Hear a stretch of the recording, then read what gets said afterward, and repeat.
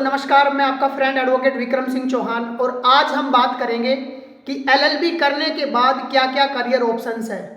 हाँ जी दोस्तों, बहुत सारे मेरे अधिवक्ता साथी होते हैं या लीगल फर्टिलिटी के मेरे फ्रेंड्स होते हैं जो पूछते हैं कि हमने एलएलबी तो कर लिया है लेकिन अभी हमारे पास करियर ऑप्शंस क्या क्या है।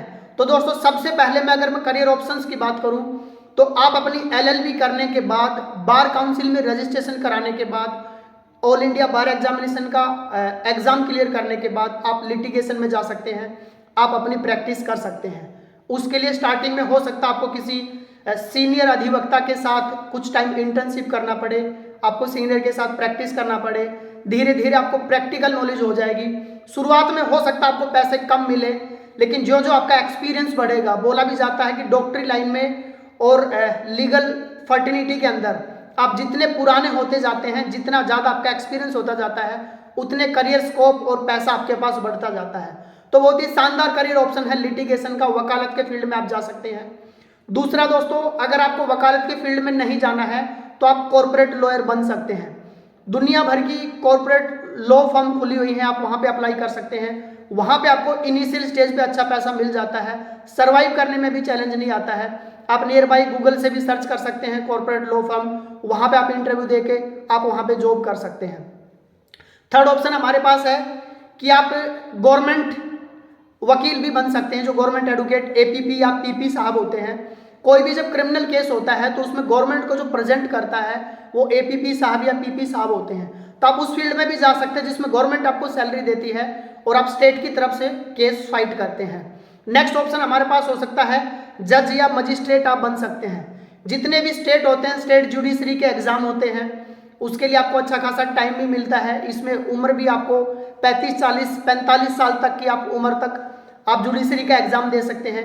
ये स्टेट वाइज अलग अलग होता है, तो आप डायरेक्ट मजिस्ट्रेट के लिए भी जा सकते हैं या जज के लिए भी जा सकते हैं। तो ये भी बहुत ही शानदार करियर है, बहुत ही शानदार करियर ऑप्शन है। नेक्स्ट आप जा सकते हो आर्बिट्रेटर या मीडिएटर के लिए जा सकते हो।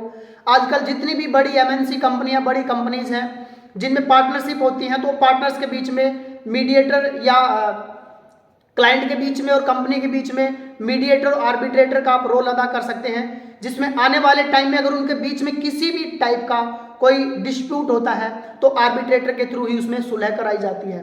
तो आप आर्बिट्रेटर या मीडिएटर भी बन सकते हैं।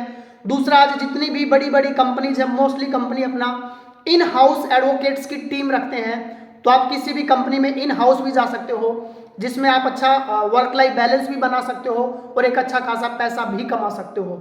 उसके बाद आप टीचिंग लाइन में जा सकते हो। आप एलएलबी करने के बाद एलएलएम कर सकते हो। उसके बाद नेट यूजीसी नेट का एग्जाम दे सकते हो, जिसमें डायरेक्ट आप असिस्टेंट प्रोफेसर के लिए जा सकते हो, या डायरेक्ट वहां से जितनी भी पीएसयू कंपनीज होती हैं, पब्लिक सेक्टर अंडरटेकिंग, जो एक तरह से हम लिमिटेड कंपनीज बोलती हैं, वो डायरेक्ट आपको वहां पे हायर करती है।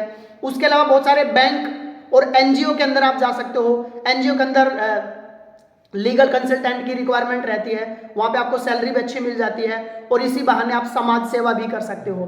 बैंक के अंदर भी लीगल ऑफिसर के लिए स्पेशल अलग से वैकेंसी निकलती हैं, उसमें लॉ एस्पिरेंट जिन्होंने एलएलबी किया होता है वही अप्लाई कर सकते हैं। तो ये भी आपके पास एक बहुत ही शानदार और अच्छा करियर ऑप्शन हो सकता है।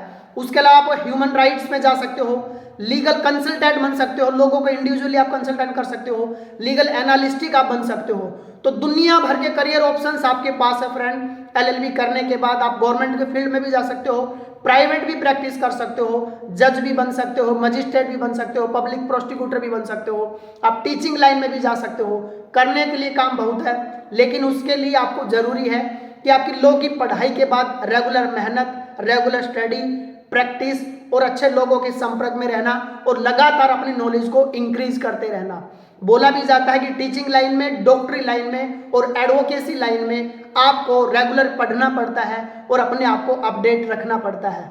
तो दोस्तों, ये कुछ करियर ऑप्शंस मैंने आप लोगों के साथ शेयर किए। अगर आपको हमारी वीडियो पसंद आती है तो आपके जितने भी जानकार फ्रेंड्स लोग हैं उनके साथ प्लीज इसको शेयर कीजिए। और नेक्स्ट वीडियो आप किस टॉपिक पे चाहते हैं प्लीज नीचे कमेंट बॉक्स में मेंशन कीजिए। मैं उसी टॉपिक पे आप साथियों के लिए वीडियो लेके आऊँगा और मेरा हौसला बढ़ाते रहिए। Thank you very much. मिलते हैं जल्दी एक और नई वीडियो के साथ। तब तक आप सभी साथियों का दिल की गहराइयों से बहुत बहुत धन्यवाद। जय हिंद, जय Bharat, Vande Mataram. Thank you very much.